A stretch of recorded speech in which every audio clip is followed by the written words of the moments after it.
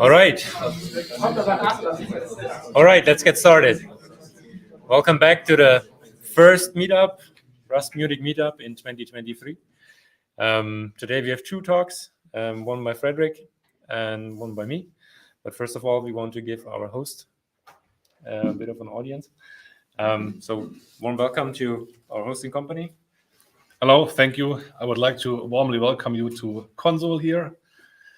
We are doing a lot of things in the cloud, around the cloud, and so on. And we are currently evaluating some of Rust technologies and so on. And we are very happy to be host this evening. And if we have something missing or whatever, then reach out, talk to me. I don't know, have a nice evening. And we will start with Frederick's talk about a learning app, right? Thank you very much.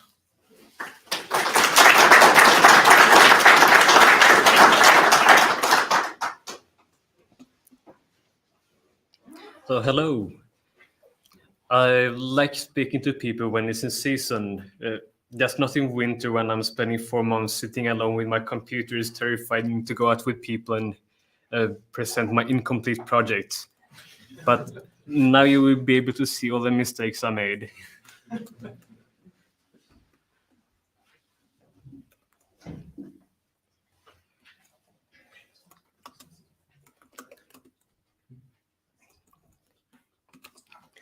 So if you have any questions now or later, this is my contact. There's still a Telegram because Signal still isn't friendly towards free software developers. The new thing I added is Mastodon, which is fun. I go there to post screenshots of pages having too many cookies and pop-ups and pretend that someone cares about what I have to say.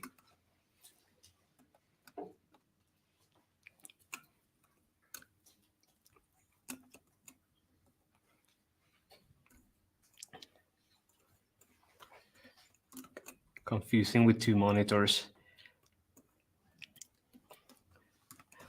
So on Mastodon, I also answer people's questions that are Octothorpe tagged with Rust.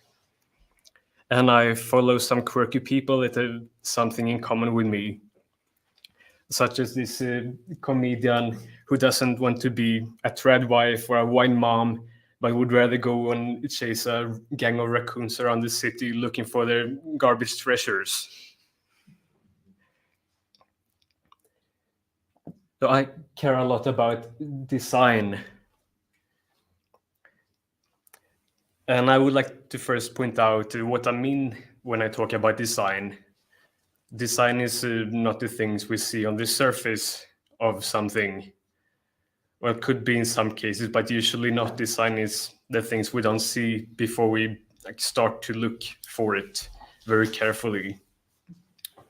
This is Olympia Park. One of the major parks in Munich. It's a little piece of artificial nature built in the middle of a dystopia made for cars. It's the kind of place where you go to slowly look and smell and listen to every detail in your surroundings. Except that this particular place, don't listen because there's a road right next to it. There's one detail I pay attention to every time I walk there. And it's this thing. This is something called a desire path. It's an imaginative term that suggests that people have desires and their desires are shaping the nature around them.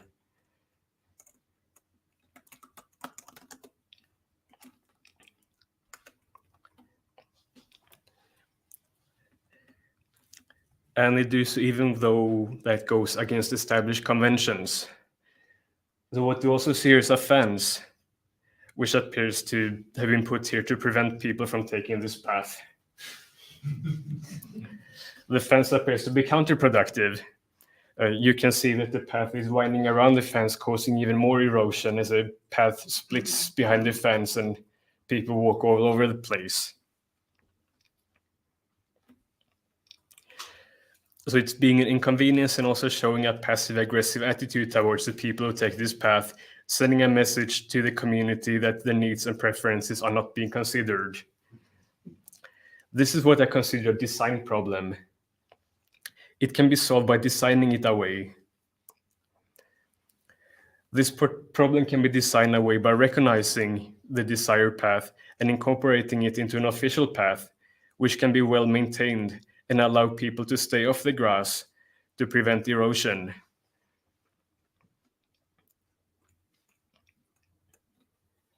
My fascination with language learning started in 2010. One day it occurred to me that I don't know where Czechia is. Well, it's our neighboring country that wasn't even called Czechia back then, but since then it has got a name. And I think every country deserves to have a name. I'm sorry for those countries that still don't have one. So I looked it up on Wikipedia and saw some beautiful pictures, which made me very interested. I followed the raccoons and went on to learn some Czech phrases that would be useful for tourists. I went on a bit too far and went to learn a lot of Czech phrases until next time I went to the library, looked at this section of language books. Should there be any young people here watching, I can explain what a library is. A library is like an internet that you can walk around in. I mean, not the internet of today that is full of content marketing and hate speech, but the internet as it used to be a decade ago, before there was even a thing called content. At the library, you have books that are selected by real people who are serving their purpose to promote education and culture, and not by algorithms. So I went there and they have this huge shelf of language learning books. I took the books that no one else borrows about one of the least popular languages in Europe, Czech. My favorite was Colloquial Czech. They didn't have the 1999 edition, so I borrowed the one from 1987. Might not have been many other people borrowing it since it came out.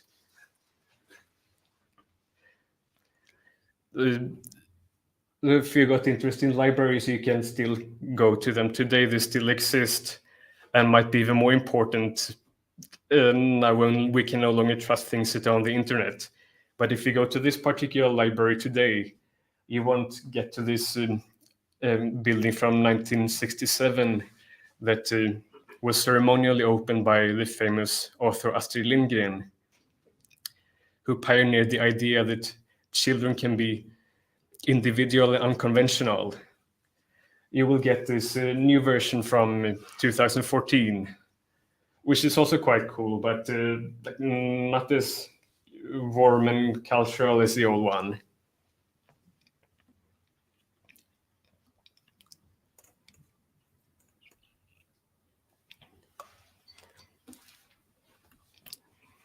I was very excited to have a book that enabled me to understand such a foreign language.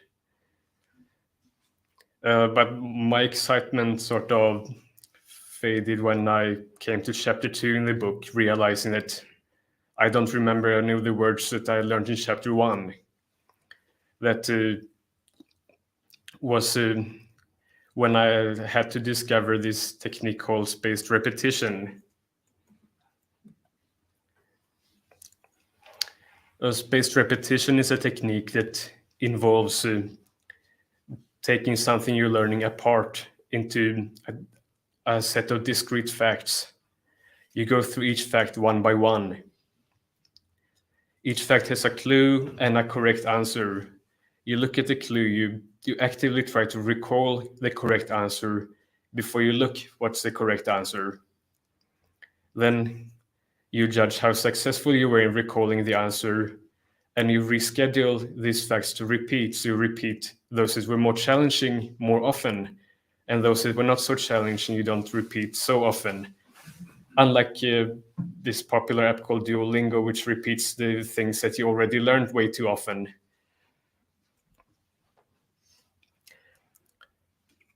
So getting to know about spaced repetition, I started using this app called Anki.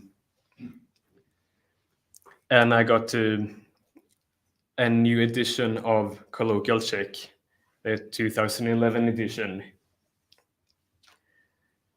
It was very tedious. I spent 2 months every day, all day long, studying this book until I gone through the entire book.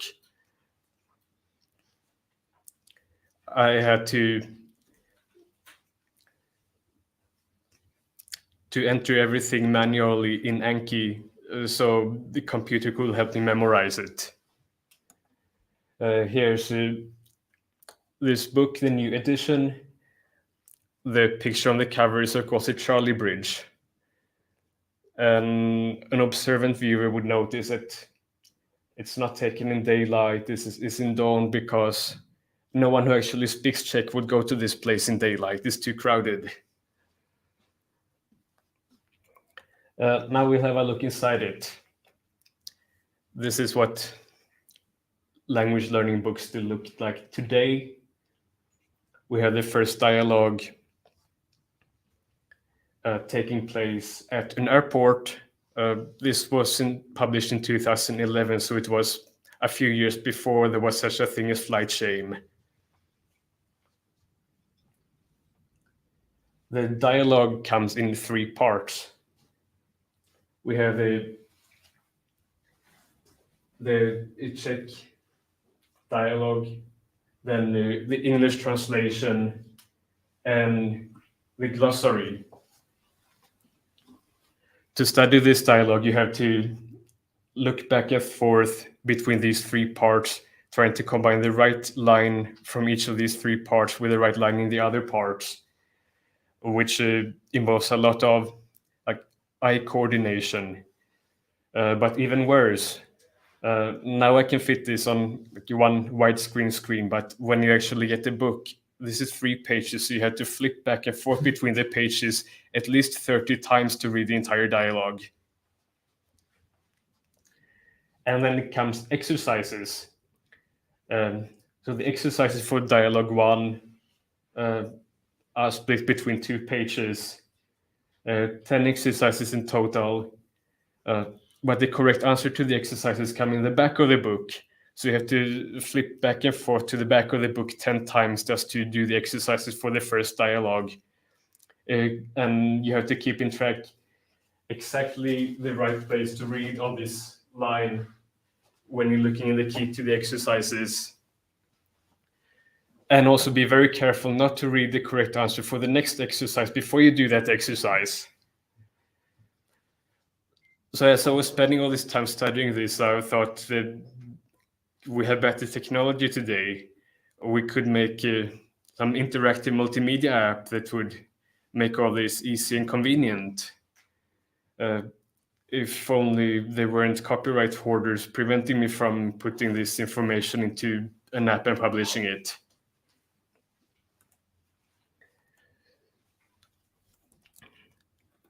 So now we can look at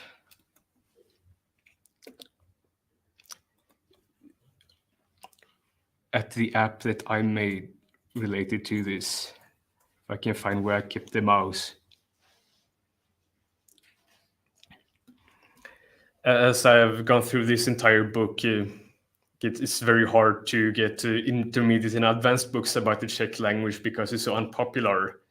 But I found out there's an app that someone made in PHP and MySQL, which isn't pretty, but it allows you to copy text from the internet, put them into the app to make your own language course with whatever text you find on the internet. You can click the words to mark them in the dictionary, look them up in the dictionary, mark them in different colors to be highlighted, export them to Anki. So I like the concept, but I want a better app. That's why I made my own, which I then iterated, rewriting it over and over again in different ways as I kept learning, until eventually I found out about Rust and decided that Rust is really great for getting rid of all these problems I had with making web-based applications. It's the language that allows me to make a native app without having the budget to hire a team of 10 C++ programmer to work for a few years.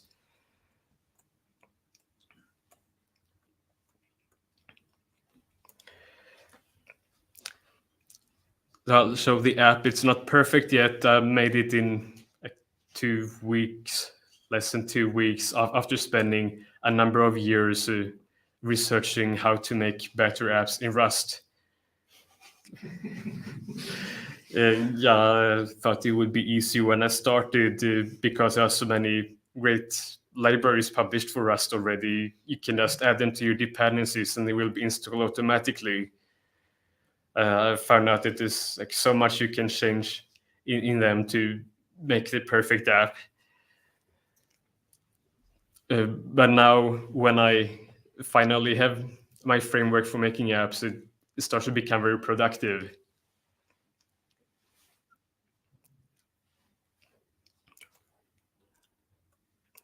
So I had almost forgotten about the language learning app, but then I felt the time was right. I'm old enough now to understand that the old books that are restricted by copyright holders aren't perfect either. So instead of only making this app for intermediate and advanced learners who take your own text from the internet, I can actually write my own course material for beginners. I'm also old enough to understand that I can make contacts with other people who can help work as educators or reach wider audiences, to reach the people who are in a bigger need of better apps for learning than the highly motivated, self-taught people. So there are some details that I'm still leaving open that I haven't finished because I want to do more user testing before I finish all the details. I think the user testing is very important. You don't really need to track people with cookies. Just one word spoken by a real person is worth 1,000 cookies.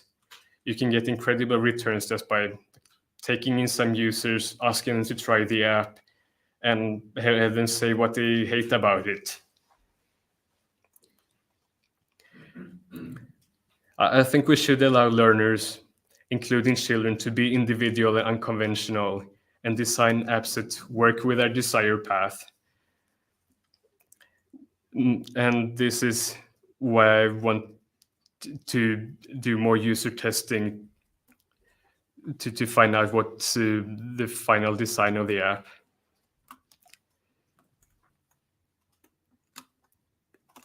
Let's see if I can start it.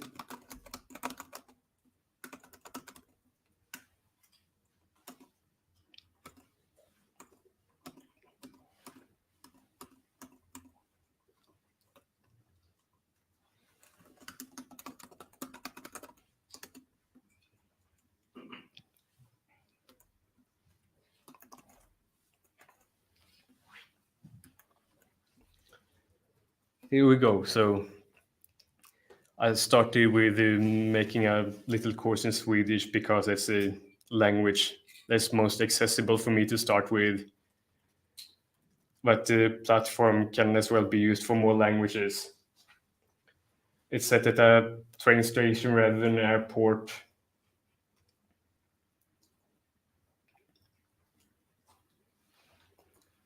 I like to cover this screen with this background to make it show like it's like an environment that a story is taking place, and not just an app. The implementation of this is a bit clever also. The background picture is actually very low resolution, but I found a Rust crate to apply a high quality blur and upscale it, and then it's upscaled again to fit the whole screen using OpenGL. So with very little space, I can store all the pictures for a course and have them available offline. The first thing I hope that people notice here is that the words are underlined.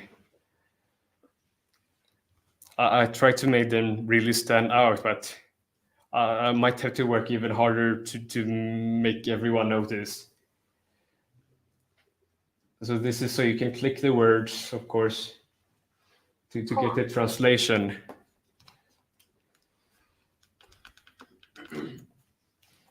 Station. You get the voice synthesis speaking out the words.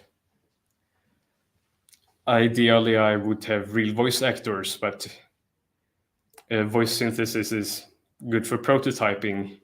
And if Duolingo does that even in production, then I can use that in my prototype at least. Here, the underlines start disappearing as I click more words. Emily. So this is sort of like a collectible in a game. When you go to the next lesson, you will notice that the words you clicked in the previous lesson are no longer underlined, so you will only have new words underlined. På stationen. You can get entire Hej Emily. lines spoken out by the voice synthesis. Get entire lines translated also.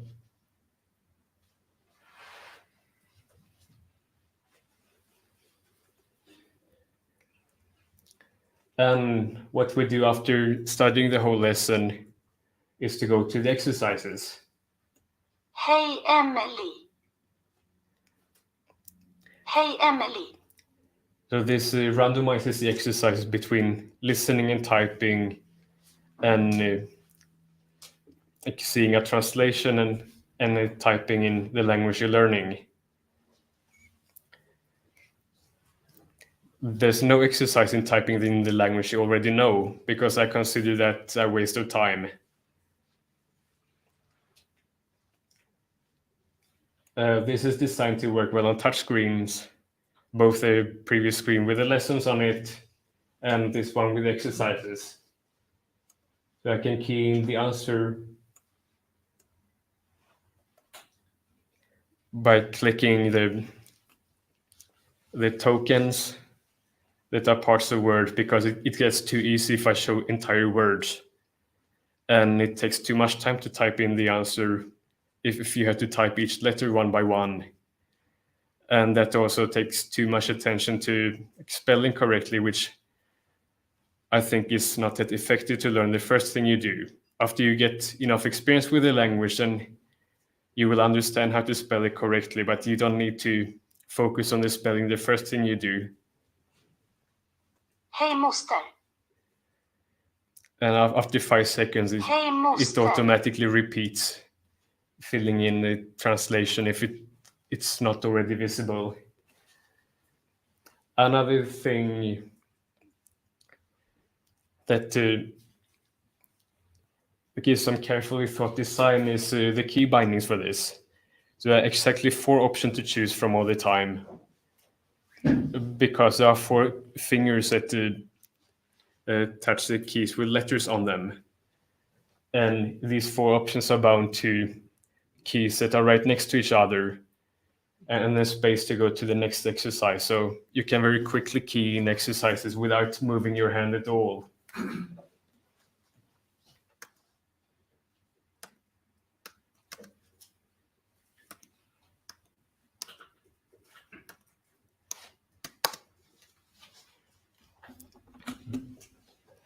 Ja, jag gillar att åka tåg.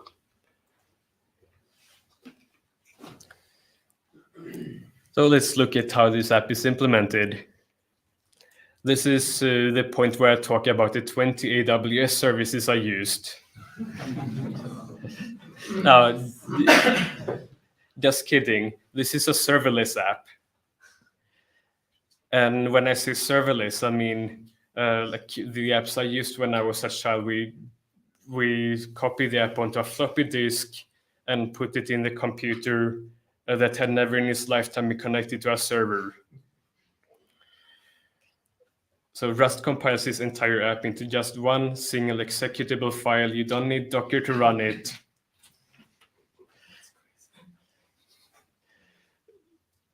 one file that is 1 megabyte in size, including the course data. Well, not the background pictures. I decided to put them separately, as well as the voice synthesis, but they don't take up much space either.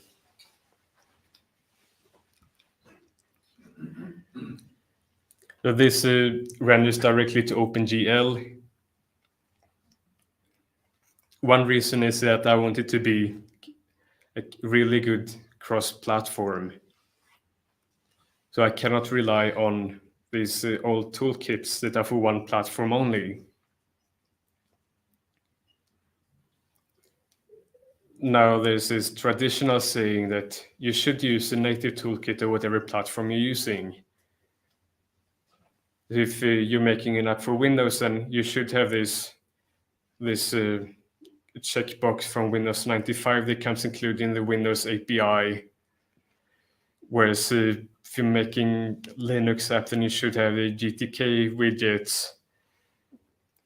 But in my experience, you cannot really do good designs with that, because you're spending the time fighting against the toolkit instead of using it to your help. These toolkits are made to make it easy for you to use components that are the most common. But if you're making any custom components, then it's so much easier to go without one of the established toolkits. It's commonly said that like apps that use cross-platform toolkits look bad. They look so much better when they use a native toolkit, but I'd say that's just because there are many cross-platform toolkits that are designed to look bad. If you design your app to look good, then like no one will complain that you're not using the native design of the platform is running on. So this is where I'd like to look into the history of design, and not just that the latest trends. Like 1 year's trend to have a lot of like big shadows made in Photoshop and gradients everywhere. I call that the dark age of app design. In 2012, Google came out with their material design, which is so much more interesting. Not because it's Google or something that's popular for a few years, but because Google pretty much imitated this from the Bauhaus, like a design movement that was 100 years before Google. In the introduction video to material design, you can see designers at Google doing color studies, light studies, material studies, showing it like if they invented it themselves. Or you can go to the Bauhaus archives in Berlin and you see that they did exactly the same thing 100 years ago, which is what makes a design so timeless. So stick with timeless design, and then you don't need to keep up to date with all the latest trends. Like 1 year's flat design, the other year people don't like the flat design anymore.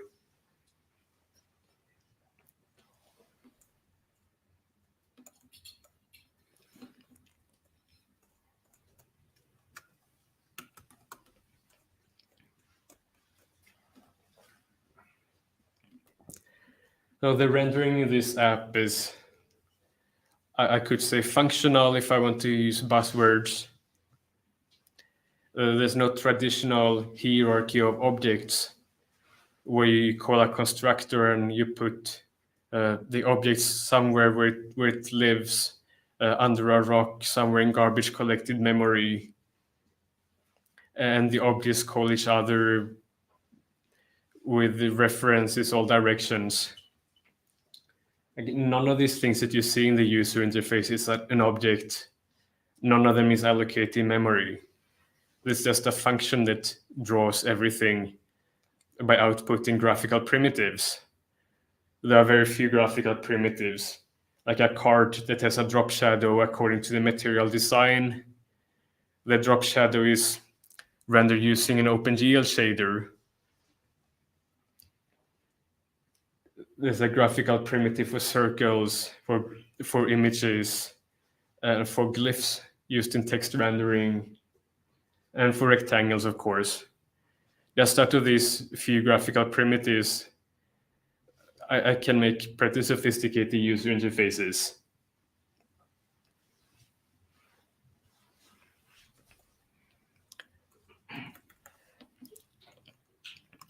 Now let's look at how the data comes into this app.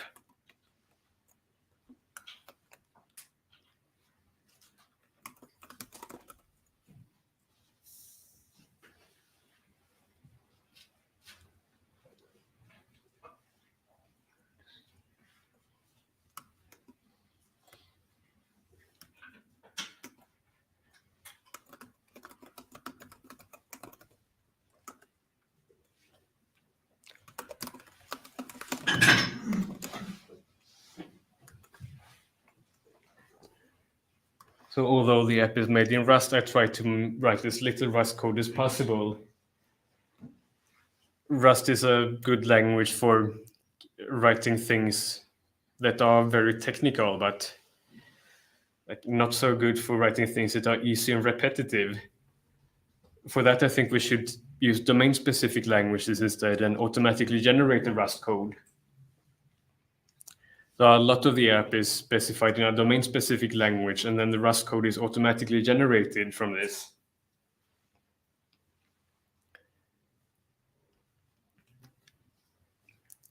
So this is based on my previous project creating a universal language. A language that can be used to create languages. This is an old idea that goes back to 1667 when Gottfried Leibniz came up with his universal characteristics. He had the idea that you could make a language that would be unambiguous, so you could use logic to reason about this language. Now he wasn't able to make very advanced machines to reason about this language back in his days. You can see the adder that he made, which is exhibited in the modern Pinacothek. But nowadays, when we have these machines that can reason about formal languages, I think we should try to make some more universal language. A language that can be used to specify other languages. So in this language, I can specify the features in the app to generate Rust code from these features. I have one language for things that relate more to graphical user interface. Then there's another file for things related to the command line.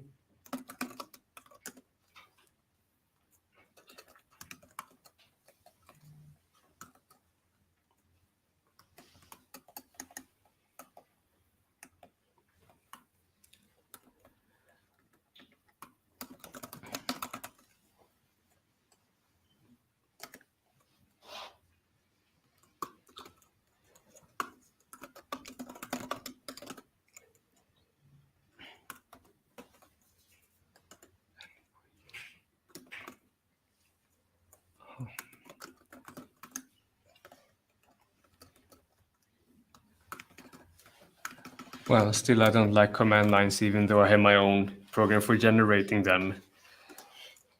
I always get them wrong. Now it started. So this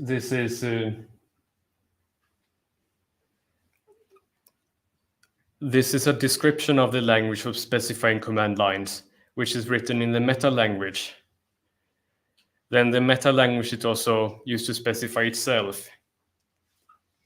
So you have one meta language for describing languages, which describes itself, and this IDE can load the description to create this table of contents automatically. If I edit something, then the table of contents updates at the same time.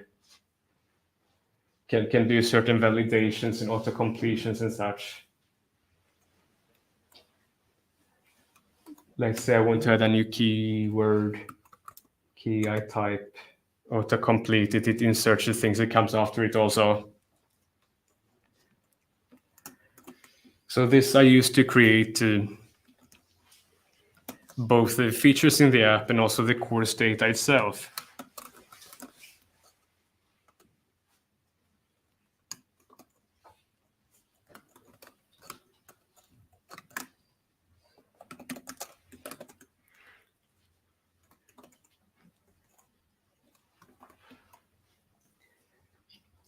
Here you have the course data as one long file in a domain-specific language.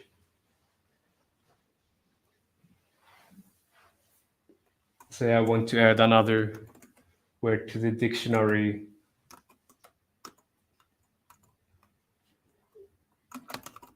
Like a verb, press tab, it auto-completes with all the fields I need to fill in for that.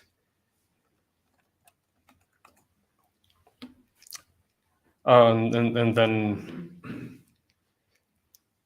we had a discussion that was not so appreciated in previous Rust meetups about tabs or spaces, where I have the unheard of opinion that there shouldn't be either.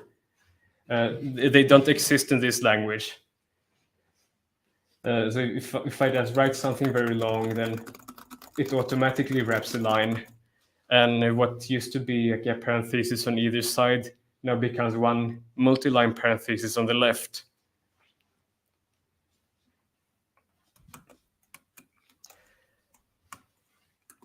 Finally, I want to show you the program that I use to manage and compile the course data.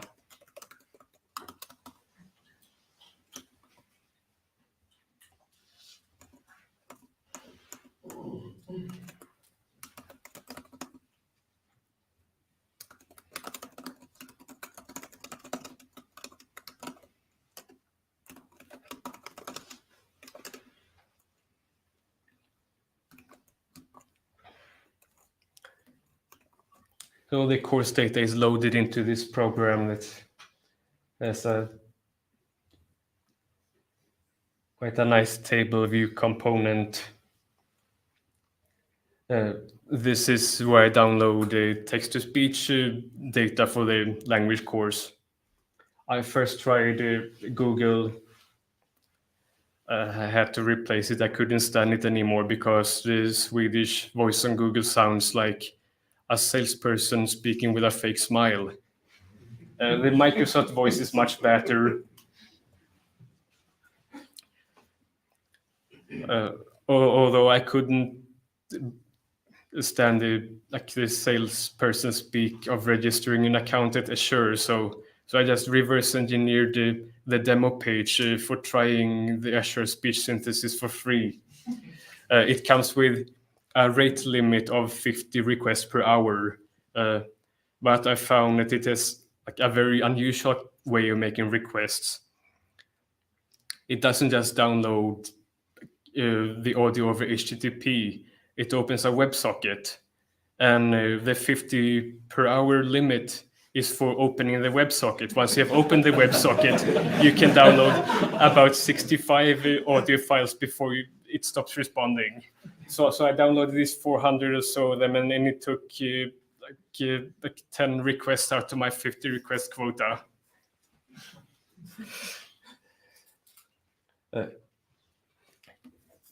Here's another table view where I summarize things that were put in the glossary,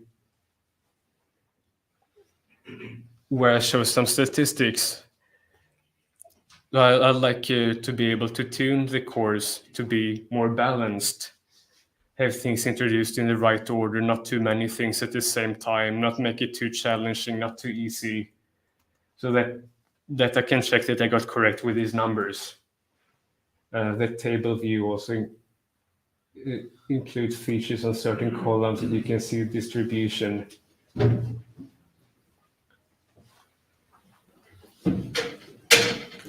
Gets more interesting when you see the lessons. So the first lesson introduces 27 lemmas. That's a basic form in the dictionary, which is more than the other courses, lessons, of course, because it's the first one, so you don't have any words to start with already. But you can find one bug in the course here. So you would expect the first lesson to introduce more words than any other because it's the first one. But if you look in this column, you also see that the first lesson uses more words in total than any of the following lessons, which it shouldn't. It should probably use less words than the others. So it's an indication I should split the first lesson into two.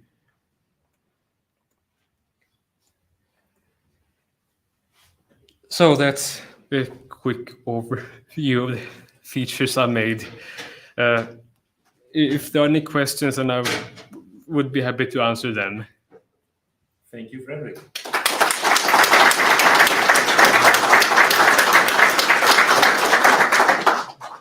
Why did you lead with Czech as an intro and then all the examples are Swedish?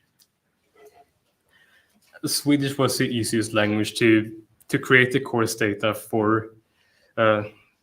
Even though I studied a lot of Czech and I know the Czech grammar quite well, like I can explain it in a language course. The Czech grammar is also very complicated in the beginning, whereas when you make beginner lessons in Swedish, then you don't have this ich bin, du bist, der ist, it's jag är, du är. You just have one present tense form of the verbs. So Swedish grammar is pretty favorable for making beginners lessons, but with enough effort making the courses, and then I would like to make them even for languages that are more difficult to begin with. Did you do anything special to get the Rust battery to 1 megabyte only? Oh yeah, you need to change the default settings to get it to 1 megabyte. First, compile with optimizations. You can choose whether to use the default, which is 03, I think, or optimization level set, which makes smaller programs. This is still with 03, not with Z. So it's not optimized for size, it's optimized for speed. But it uses link time optimization, which I consider to be very important when you make a release build in Rust, because Rust relies a lot on functions being inline, and the programmer would write functions that like a program in another language would never write because it would be idiotically slow. Because the Rust programmer expects that these functions will always be inlined. So if you are editing your cargo.toml file to turn link time optimization on, then you're doing what's expected in the Rust community. And then, of course, I stripped the debug symbols. The debug symbols, I think, would be better to put in a separate file in case you want to look up the details of a backtrace. What I would like to do more is to take the panic data out of the executable. Unfortunately, the Rust compiler doesn't yet allow compiling your program without bundling a lot of panic data inside the program, which cannot be stripped away. It includes even things that you don't want to show to your users, like private file names and error messages that have nothing to do with what's the user actually facing, but only happen to do with what's on the source code level.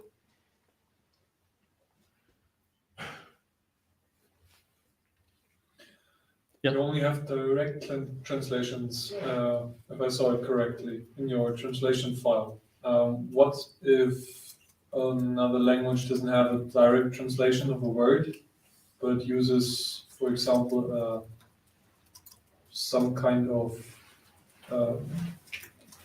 composite words to say the same thing? Do you have an idea how you would achieve that? There are a few different language features you could be referring to. So one is phrases. You can have like phrasal verbs and phrasal nouns. So it consists of more than one word, and but it still functions as one word. Yeah, you could just add that it wouldn't be no problem. The system would recognize it. Another, are you able to also include multiple words of the same language that mean the same thing? For example, in Japanese, there are multiple words for just saying I. Yes, just added multiple words to the dictionary. What gets a little bit more tricky is that if there is one word that has more than one meaning.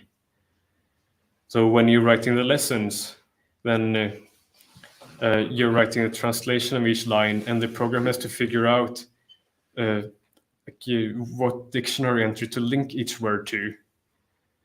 So it uses some heuristics for that. It tokenizes the words in the lesson and looks for all the possible words in the dictionary, even if there's more than one word that is spelled the same. And then it looks at the translation of those words in the dictionary and see if the translation is properly the same as the translation of this line in the lesson. There's a lot of little tricky things you can do to deal with the more advanced details in languages.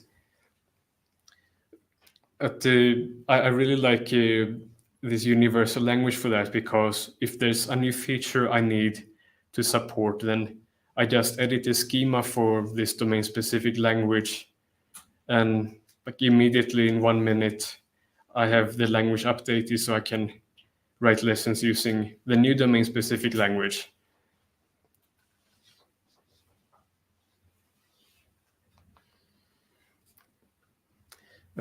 Back. Have you been writing this alone, or do you have any contributors? So far, I've been writing it alone. It's been much of a research project to me, having a lot of crazy ideas, with not much that is really completed and ready to involve other people in. But I'm coming to that point. I'm going to release this framework and all the apps made in it, and I want to start involving more people.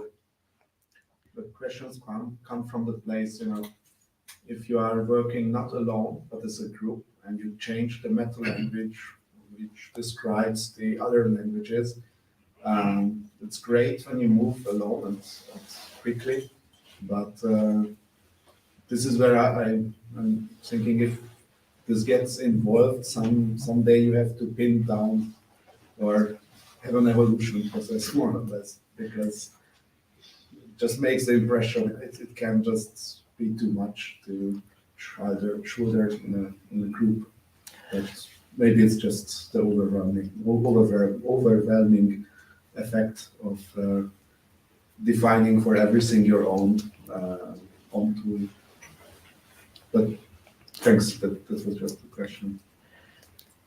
Yeah. So when you're working in a team and someone changes the schema of a language, which causes that whole domain-specific language to change, like it's not much more severe than if you're working at a team making a web app and someone changes the CSS file, which causes all the classes for someone else working on the HTML file to change. But I agree that there will have to be like migration processes so that you can take one version of a schema and another version of a schema and upgrade a file written in that domain-specific language from one schema to another. I just haven't come to that need yet, but it's something that's not so hard to implement because this is not a plain text language. So I can very easily do automated edits to the code. It doesn't contain any tabs or spaces or anything opinionated. It's just a data structure that I can modify using a machine right back to the file without breaking anything.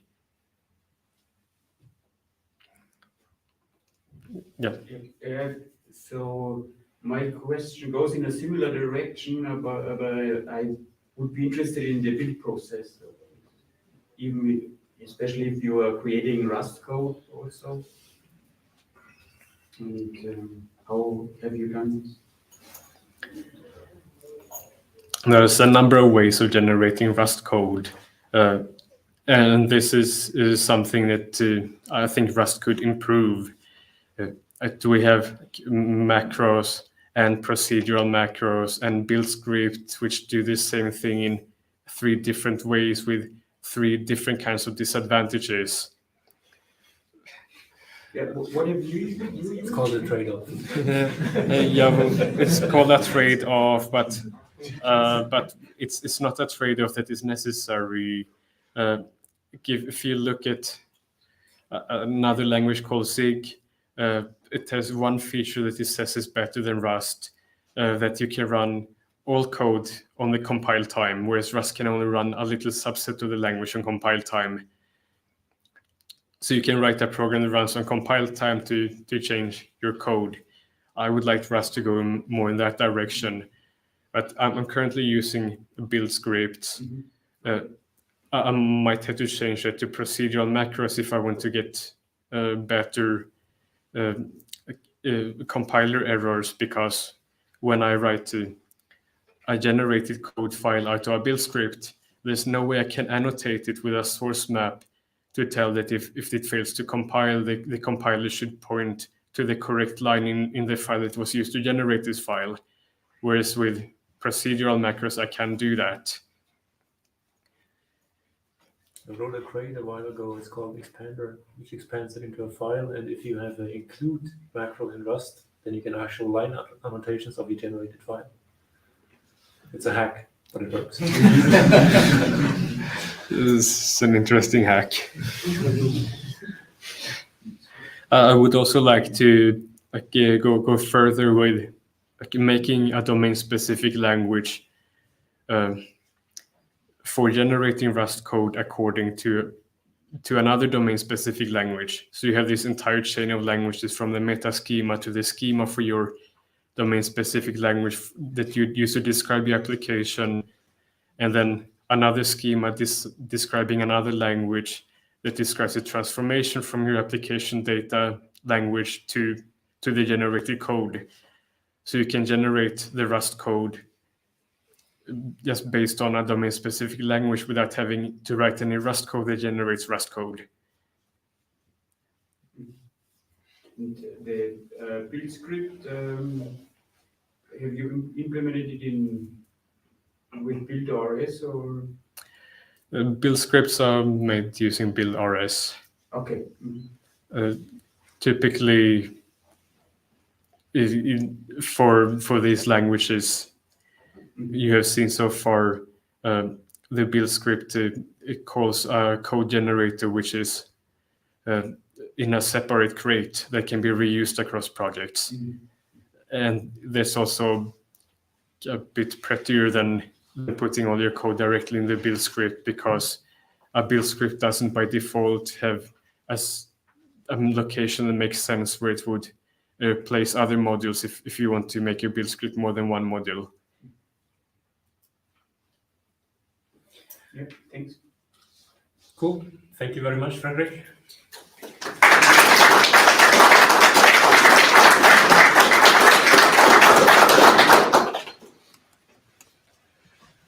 All right, we go on a short break.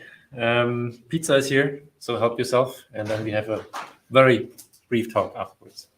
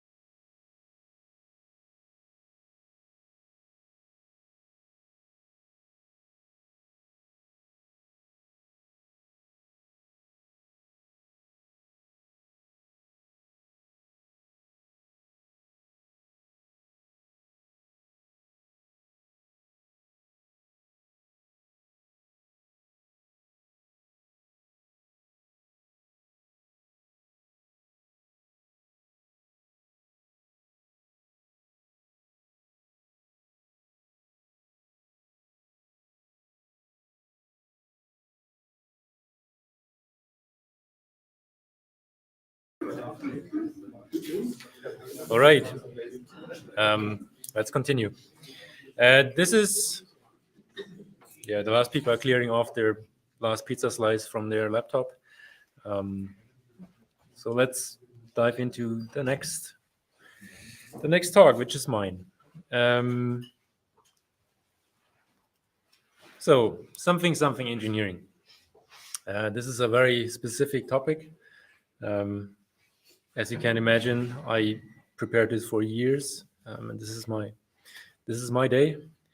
About 2 years, I held a talk about large code bases and the Rust specifics of that. So large code bases back then meant like 10,000 lines of code, 50,000 lines of code. That's not the case anymore. Now we're talking 100,000s, millions lines of code. So this is more about zooming out. Like projects get bigger, that means you get different kinds of problems. You don't care anymore about like if your specific configuration language is YAML or JSON. You just don't care anymore. You just need something that fills the gap. And this is kind of giving you a glimpse what was like the details that I presented last time, if they changed, if they're still relevant, and then also taking a step back on what to think about beyond just the tooling and the concrete implementation. This is going to be a very short talk. Like I try to keep it brief and crisp. If you have any questions, please interrupt me. If you disagree, raise your voice or suck it up. What should I say? So let's just get going. So first of all, like how to interpret these slides. Every slide is, almost all of these slides are going to contain a quote, which is of the presentation I gave 2 years ago, and then something that is new or changed. So about me, that's the first thing that kind of changed. Like 2 years ago, I was a senior engineer. Now I'm tagged engineering manager, but I'm not really engineering manager. I still write a lot of code.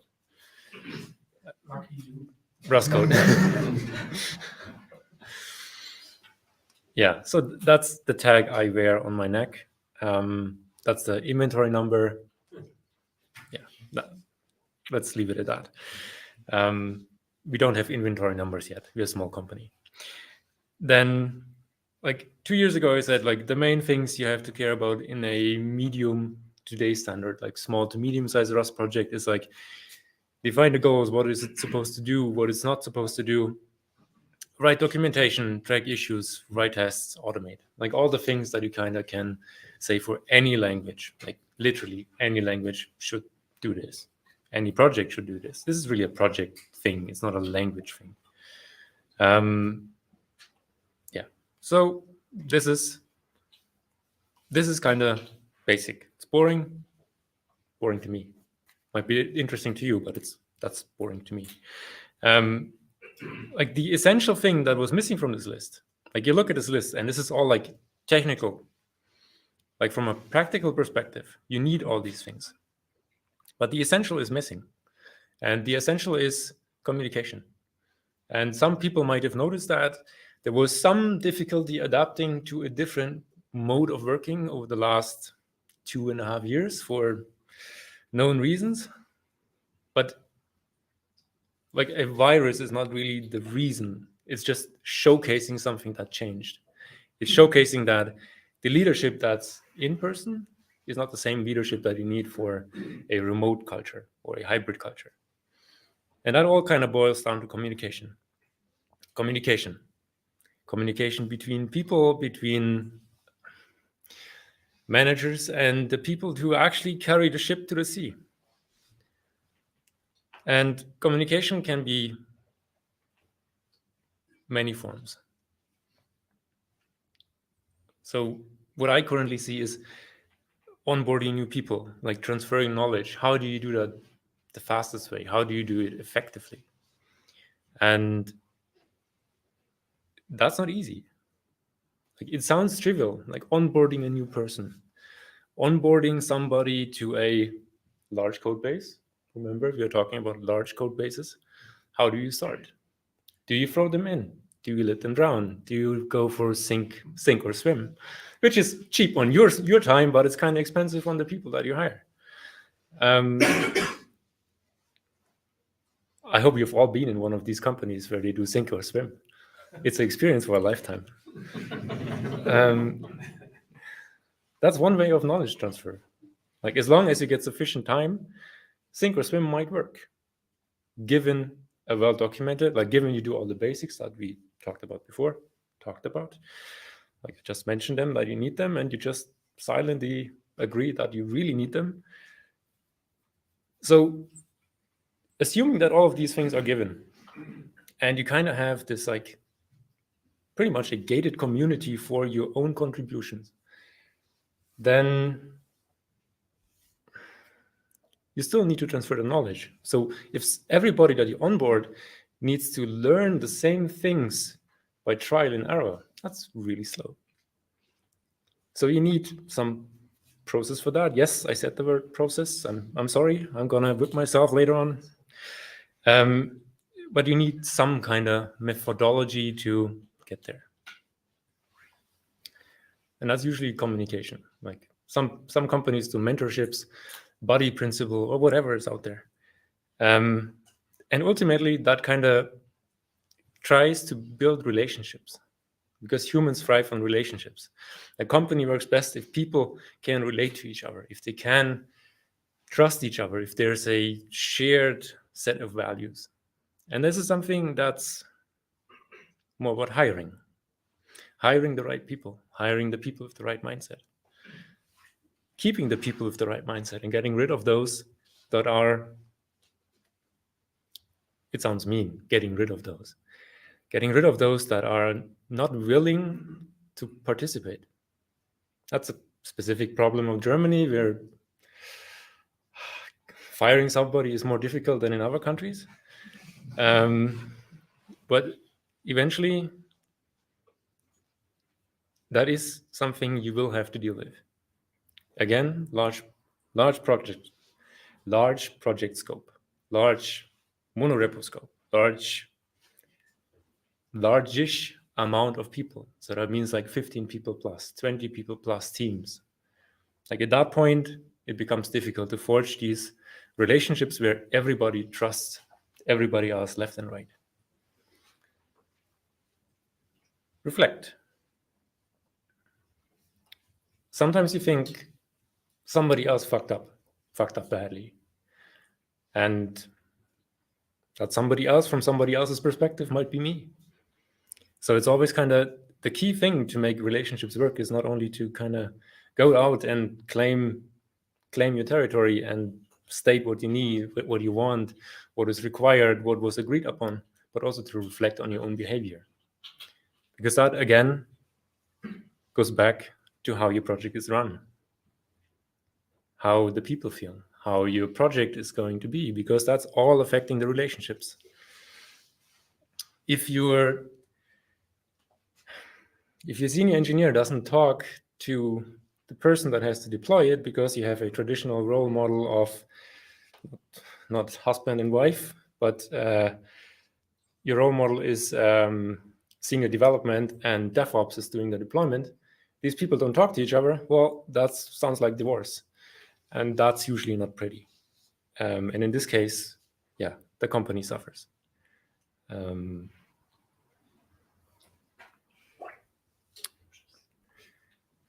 This is already something I covered, configuration consistency.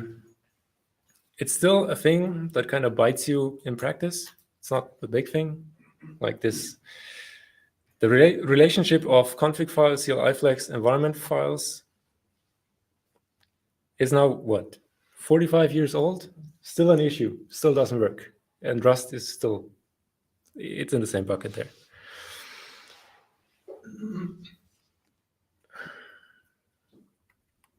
But you also have the coherence issue in your dependency tree. Again, go back to our scope. Think about the large monorepo. You have like 50 million lines of code. Then you have, let's say, 1,000 crates in that monorepo. Assume it's all Rust, the easy case. The easy case. How do you version that? How do you version this? Do we have tooling for this? We have a few fragments of tooling, but we don't have tooling that solves the problem of versioning a dependency tree of 1,000 crates. We don't.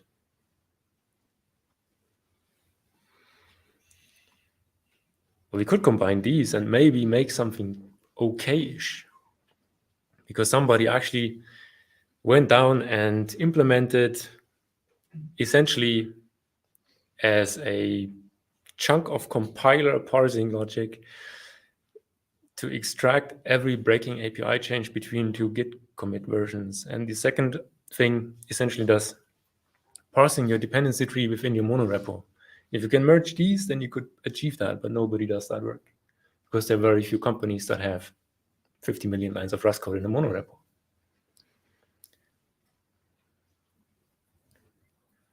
But with the scale of your code bases, then we kind of walk into the territory where what Frederick was kind of referring to. You don't really want to write that much Rust code anymore. You want to have more DSLs. You want to have more declarative generators. And that's where typos come in, yes, obviously, because that's supposed to be proc macros. But there's also you just will encounter more proc macros. And that's something to be aware of. Like you will have more DSLs, more code generators, more complexity, more layers of your cake. And the more proc macros you have, the more error messages you will have to write or create.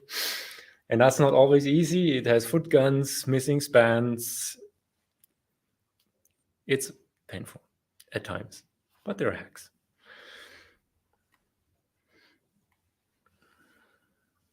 And then there's still, we can go back to the basics. Type safety, like the prime selling point of Rust for most.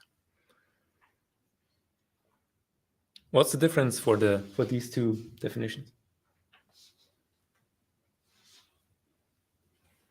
For the second one, you can write the same type, so you can assign a string to a common name record for the exactly. To wrap it explicitly. Exactly. So that means, yeah, but if you have an argument of the first type, you cannot pass a string deliberately without the Rust compiler telling you, well, unfortunately, no, that's not the same type. Whereas in the second case, well, Rust says, yeah, this is actually resolves to the same type. This is fine. And eventually you will have flames in your house.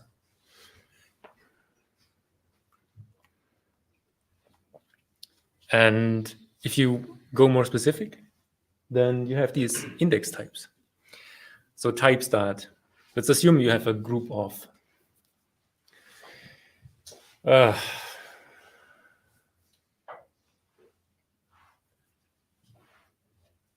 pizza delivery people. And each pizza delivery guy can carry 15 boxes of pizza. Now, you're working with indices.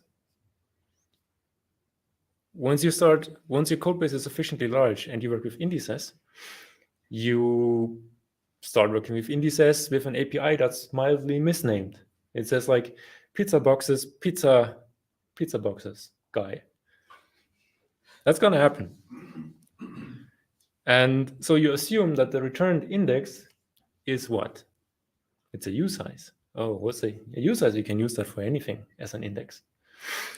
So that's where you kind of want these wrapped indices types, and then use types where you can define the indices as long as they're ordered, and a few more things to actually index, that the indexation, like the index operator, that would allow you to use the square brackets, only accepts these types and not usize anymore.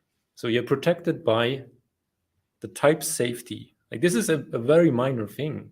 Like this is really, really minor, but it still can make the difference between you debugging integers versus you get a compile time error. It's really trivial, but the sum of the small things sometimes can kill you. So I said the last time I gave this talk, it's been 2 years, almost 2 years. And in these 2 years, the crate landscape changed. It changed significantly. Like from you had like one crate that might work in your specific use case to now you have 1, 2, 3, 4, 5 crates that might work and one that's actually really nice. So FFI was always a no-brainer. Like the whole design around Rust kind of cries for, we want to be interoperable with C++ and C, because like that's what Firefox essentially needed. Like it was known from the very get-go that you cannot create an entirely breaking change without a proper FFI boundary to C++ for the use case of Firefox. So this was one key thing. Async. Async in the last 2 years made a huge amount of progress. A huge amount of progress. OCI. So I will butcher what OCI stands for. Open Container Initiative, whatever, or Open Container Image. I never can get that right. But you have tools for that. You can work with that in Rust. Virtualization. You have Firecracker, you have KVM bindings, you have a whole bunch of shit. In the meantime, Wasm kind of gained more traction in all browsers. Debugging is still not perfect. If you run Wasm in the browser, it's a pain in the ass, to be frank. But it's doable. You can have compute bindings for OpenCL. Yes, the first people will cry, no, OpenCL is dying. Yes, that's an opinion. Thank you.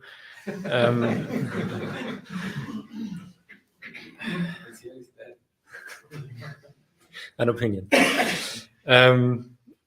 You can actually load Vulkan shaders into OpenCL, which is nice. But regardless, so you can program GPU workloads, and if you want to, you could even, to some extent, write GPU kernels in Rust.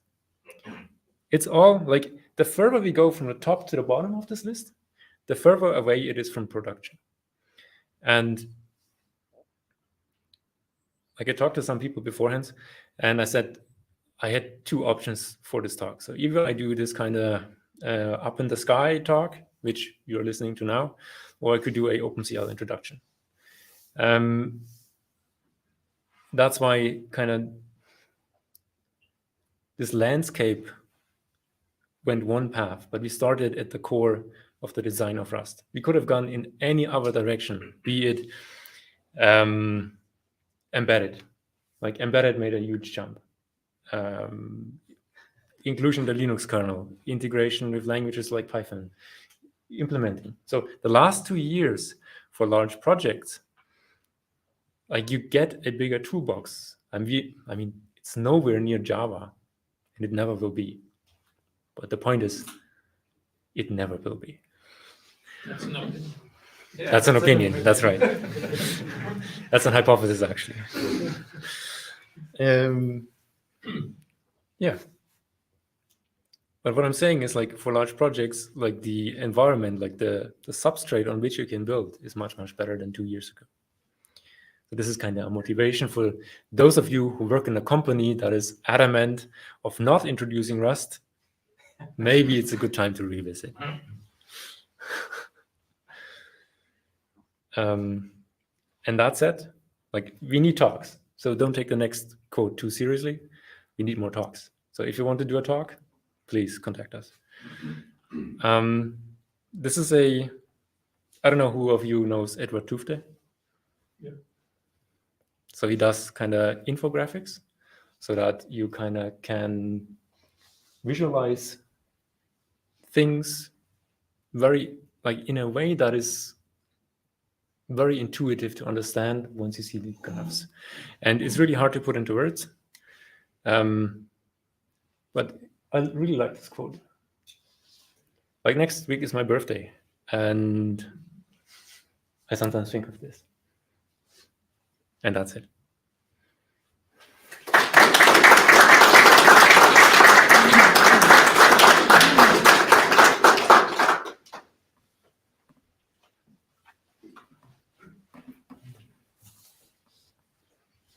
Any questions? Any opinions?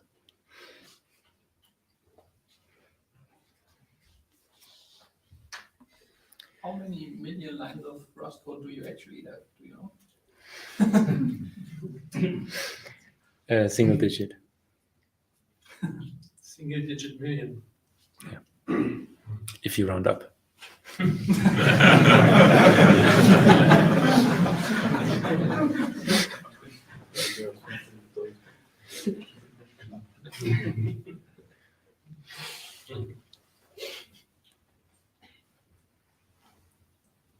Have you ever think of going not with monoliths anymore?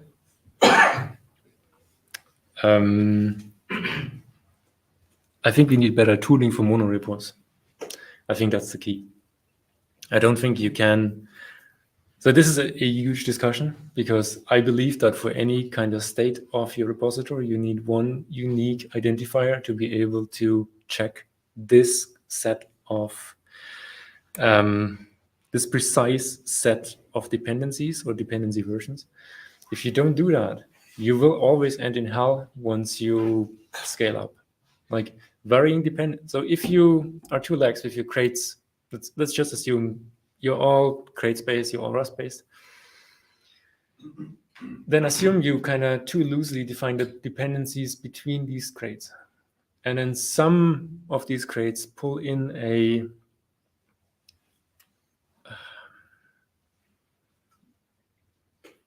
change, but this change is only percolated. Like with a monorepo, this can't happen. But if you have many repositories and you have dependencies between these repositories, how do you deal in a development process with like a different kind of stepping of individual projects and changes and breaking changes before you do versioning, when you have still dependencies between Git versions?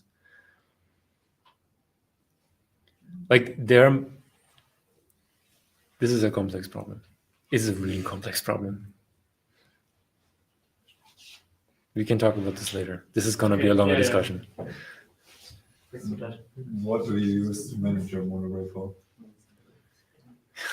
I mean, in my company, we use Josh, just one single history, which is a tool to manage monorepos written in Rust. I know. I know. Do you have tooling for that, or? We were considering using Josh, but right now we don't have big assets, so we don't have. If you think about AAA game, then you have huge amount of assets, which is more difficult to manage, and then Josh comes in more handy, or like sizes like the Android repository. But we are mostly code. Like we're literally mostly code. Mm-hmm. So it's all text files, compressible, so it's not that bad to just use Git at this point. Like for those that don't know, like what do you need? Like what type of tooling do you need, like for monorepos? Like looking at Git class monorepos, like the Rust compiler or Servo. Like the type of tooling they have for the whole monorepo is not really like. But they don't have that much tooling. So you're right. But what type of problems are you looking to solve, like at the monorepo level with tooling? Yeah, let's just assume you have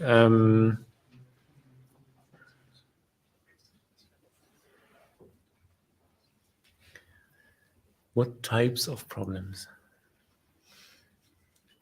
The problem, like one problem is kind of doing a breaking change in a crate at a leaf of the dependency tree, and then making sure the version numbers are bumped up semantically throughout the dependency tree of all crates, but only up to the point where it's actually affecting behavior. And that's something that you only can do if you understand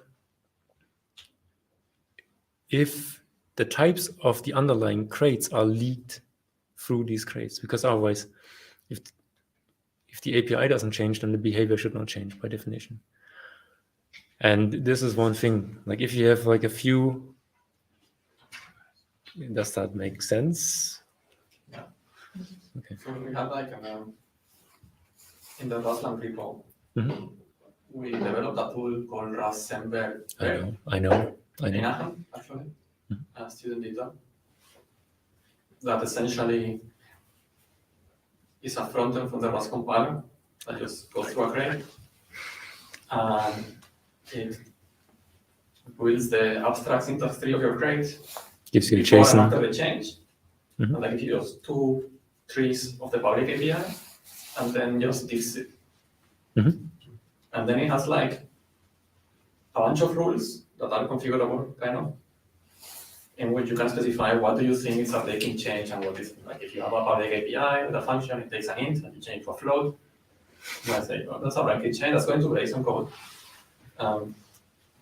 If you have a module, another trait or something, and that now creates an ambiguity somewhere, you might think that's not really a breaking change, kind of. So you might not want to. Well, like what this tool does is it kind of actually combines all this and gives you a diff for your cargo tom file that updates the version of that crate.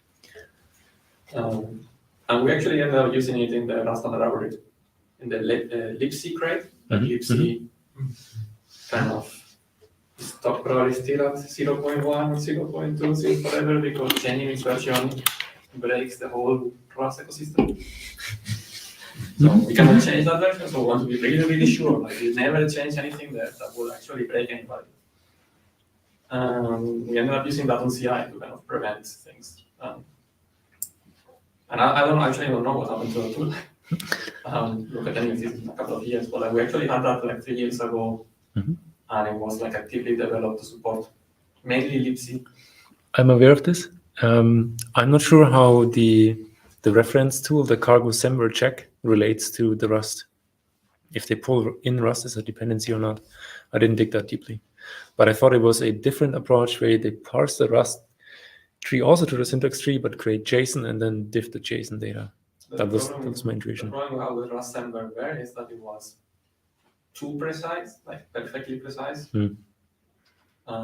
If there was a category of breaking changes nobody had ever thought about, it would complain about this and kind of stop progress in the Rust tree until we figure it out.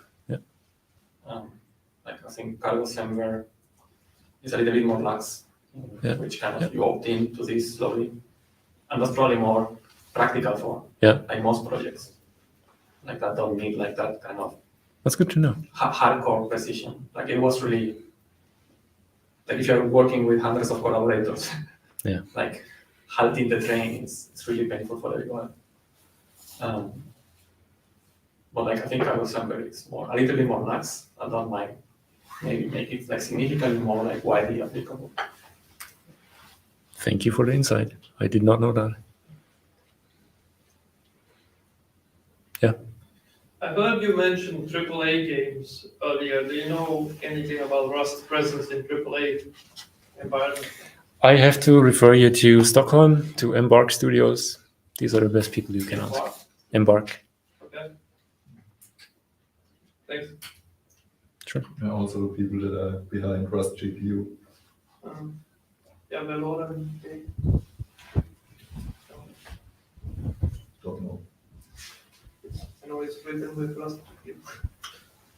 By the way, I never worked in a billion line Rust project, so this is basically a new people's thing. You have talked about the landscape improvement over the years. It's always a kind of stereotype that Rust compilation takes long. Have you seen any improvements in the last few years when you have a large project? Does it make any difference or? Yeah. If you look at the Rust compilation times, they constantly go down. And eventually, so if you hit like 1, 2, 3 million lines of code, then you get tooling, like you get caching, SC cache, just as an example, because I'm biased as hell because I worked on that for a while. You get tooling for this. You can also use program-guided optimization for the Rust compiler. You compile your project, you get profiling data for the Rust compiler, so you need to see what needs to be optimized in the Rust compiler for your particular project to compile faster. If you're at that scale, then that's reasonable. And it also depends kind of what kind of code you write. So if you have a lot of proc macros that generate a lot of code, then you kind of get, at some point, so let's assume you write a proc macro that replaces the logging crate log. So this is used everywhere. If this proc macro, this one proc macro compiles, then this is a bottleneck for your whole compilation because everything depends on this one proc macro. If you do a lot of things like write, I don't know, download something from the internet, then that's probably a bad design choice. But like once you're at that stage, you have release managers, you have a lot of people just looking for the health of your code base. Or depending on the style of your company, you might have not individuals assigned, but make everybody responsible. But that's company culture. Yeah. You mentioned this assumption, assuming that this monorepo only has Rust. Mm-hmm. Do you have experience how well now considerably large or considerably a huge project or a huge repo where Rust is a part, a not negligible part, mm-hmm. but it's not the whole picture. Mm-hmm. Coming from exactly from the standpoint, from a company which thinks about how one could integrate Rust meaningfully and how it works well with other living tools. Mm-hmm. So my gut feeling is you're using CMake. For CR. Okay. So if you use CMake, then you kind of can carve out, depending on how your CMake project is structured, let's just assume CMake. So you can carve out, okay, let's peel back. If you have a CMake project, you have like the option to compile individual library files for subdirectories. That's an option. And if you do this, then there's no difference. Like the resulting artifact of compiling a subdirectory is a library with an API. And as long as you abide that API boundary as defined, then nobody really cares what's running behind this C API or C++ API. That means what's running internally. You can just like do a cargo invocation and create a static library with a generated C API. It's a little bit of work because you need to define the API, make it ergonomic, because C doesn't have proper error handling. You need to map all of this. It's a fucking pain in the ass, but it's a one-time pain. And then behind this tree, like in this subdirectory, you can, if it's sufficiently small, you can just introduce all Rust. Or if you have existing code, you can then include again a C library in your Rust code. And so you kind of have this kind of layer of Rust, and then you can, without the public interface ever knowing. There is a certain danger to this. You need a lot of unsafe. You need stack unwinding that needs to match the behavior between C, C++, and Rust to Rust. There was a bug in Rust a while ago. I'm not sure if it's fixed. But you can do this. I've done this 5 years ago. It's actually also what Köln is doing under the hood, renovating their code. Yeah. For a particular question, do you have a repository that you would recommend that does this nicely to look at? Sorry, once again, for what? If you know a certain repository that does this very nicely so one can look at it. Does what? Oh, I see. Yeah. Okay.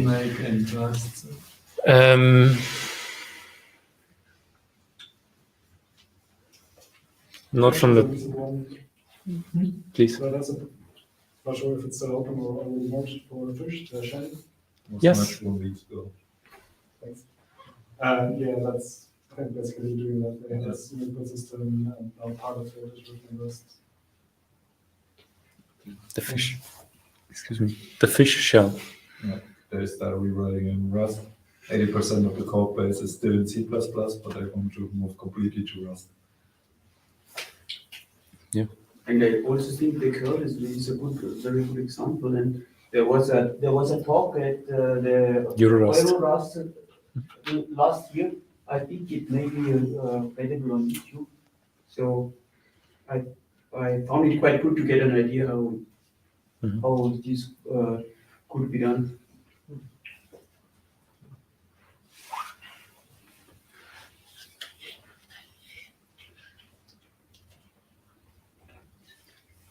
Anyone else? Do you have independent release cycles for your crates? So there are a few crates for which we collaborate with another company. These are public. So they are on a different release cycle, but they are like, let's say, they fit on one hand number, and the review process is kind of more strict.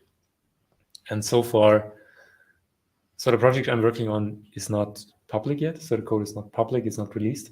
So currently this is more relaxed. This is still relaxed. Yeah. Let's see how it goes. But then, question regarding why would you care about December at all? If you have a very big monorepo, like workspace project, right? Which we also have at work, and none of those crates are published, right? We don't release them. Those are like internal, like structures, like componentization, so to say, in order to keep the code cleaner.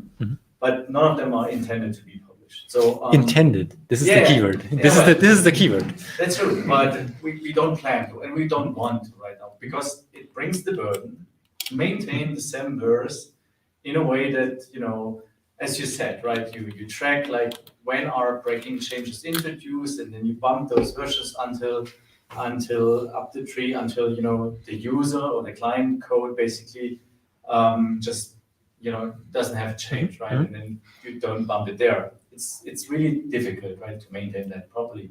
So right now we are just having 0.1.0 everywhere, basically, and it's working. I mean, of course, CI is a bit of a problem because, you know, every time it's everything recompiling, but also with proper Samurai, you have the same thing. I mean, I think you can do some pieces with caching, etc. But in the end, you know, there is no big of a logic overhead to keep that all in sync, right? It's very easy. You're right. The difficulty is just once you make a contract in whatever case with a person or customer or somebody that gives you money, expects a certain API, then you need to be sure that one change here doesn't percolate to a change that's visible in public, in the public API, and you cannot guarantee this because the project is too complex. But public API in a sense of, for instance, a web API or something like this. For example, yeah. Yeah. Okay. I see. Yeah. So like the Rust compiler has like a mix between the two. Like if you look at the Rust, like the private crates, there are like 0.01. Yeah. Right, for everything. But like some of them do have external dependencies that are also in the Rust land, or like they are not even monorepo. And those can be used publicly, and those are strictly versions. So it's like, actually, And for some of the, like for a while, there were more submodules. But that wasn't really, like, that was like probably the worst of all worlds, like that name change is really, really hard to learn. You have to learn changes in different submodules, like separated, and then do an upgrade at the same time. Like there were like windows where you cannot update anything. Git submodules are a design failure. So what we tended towards was like this kind of split. Private stuff is in one monorepo, everything is 0.01. You don't care about dependency. Like whoever lands a breaking chain in 1K has to update everything else anyways because it's a monorepo, right? Yeah. And a different repo for publicly. Or for things that you want to have like something more like No, from API contract. Yeah. And then they are working quite well, like over the last 6 years. So, Like in our case, I know, and that we intentionally expose certain. So, a glimpse. We have a crate that is called primitives. These are primitives defined through and used throughout the code base. This includes index types like we've seen, and let's say pizza delivery guys that carry 15 boxes of pizza. And in this case, you intentionally want these types to be part of the public interface, but at the same time, this is the most basic crate of the entire tree in your dependency tree. So every change here percolates through the entire tree. So technically you could say, yes, we only have to check this one crate that it doesn't break, but practically it might be one type that's not even visible in the public API anymore because the crate itself is not visible, but the individual types just make it through. And this is the difficulty. Would you then not better proxy them and shield those publicly exposed subset of types? But then you have to redundancy, so to say. I know what you mean. The problem is then you have a bunch of legacy proc macros that generates things, and then you would kind of blow up the proc macros. You don't want to touch the proc macros. Like you're right. We could do this. You shift the problem. You don't maybe don't even need a proxy for this. Like you only have to strongly send there everything that exactly. the API exactly. uses, right? So like if you have this Yep. where you put everything in one crate for the public API, you strongly send there these two, and for everything else, it's in your mono repo anyway. You don't care. Everything else can be 0.01. Yes, but yeah, I know what you're saying. There are more details to this because you can not necessarily depend like explicitly, but it can be a transient dependency. So you can have like a crate dependency of like four hops. It's called hops, and only the second to last hop actually depends on primitives, and then re-exports some of these primitives as its own types, and then you don't have an explicit dependency on primitives on this surface level crate, and then you back into the shit. So you always end up, you have to parse the entire fucking dependency tree to figure out what's going on. At least that's my intuition. My question would have been in the same direction if you refer to a monorepo where the project is too complex, I think was the word, to figure this out. And the question would be, is it too complex in the sense that just parsing the entire dependency tree is too expensive, or that knowledge locality isn't available in the sense that bubbling up the changes through the tree? The main problem is it's not economic. You can do it manually, but the amount of man hours spent on a stupid task like this, that's fully automatable. You cannot argue that to any manager that is in the right mind. In the right mind. Yeah. You mentioned in your answer, Isaac, some minutes ago, if you pay, if somebody comes and pays you. So my question would have been, coming back to your presentation, what has changed in the past 2 years? How does it look with enterprise level Rust? I'm not enterprise. I'm never going to do enterprise again. Yeah, but it raises the question when you said it will never be as big as Java, as the ecosystem. There, companies have been profiting, selling software components, and not really keen on giving you the whole source code and that you can parse the whole ESP. So that's a business model. It's a business. So yeah, but I don't necessarily agree with that business model that you ship closed source code and then the company goes bankrupt, and then you paid $100,000 for something that works now, but you find a bug tomorrow, and then it's worth exactly this much. But that's the state of the art. Well, the state of the art is, in my opinion, not good enough. Yeah, but that's the state. So that's But- either needs to change globally. Yeah. Or stuff. Rust will have this factor. No, we don't do this, and then they.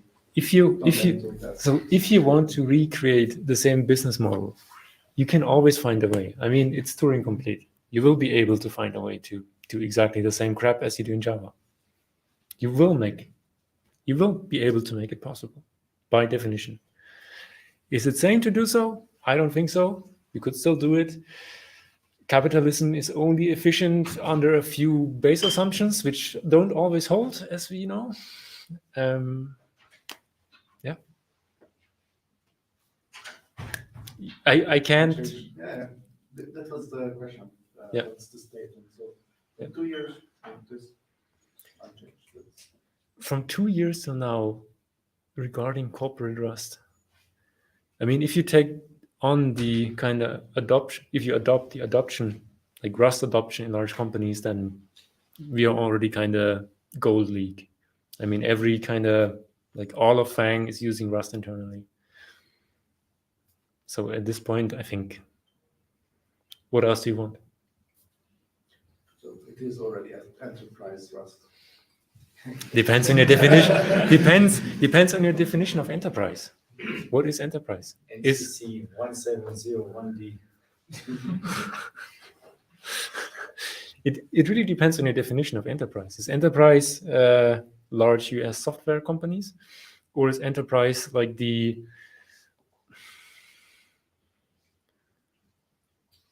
Siemens? To put a name on it, or Bosch. Do they abandon all their other programming language endeavors with C++? Like, you open a box that is very, very big. So you go from aviation, medical, like this is all. I think we can stop the live stream at this point. Thanks for partaking. See you later. How many people are still watching?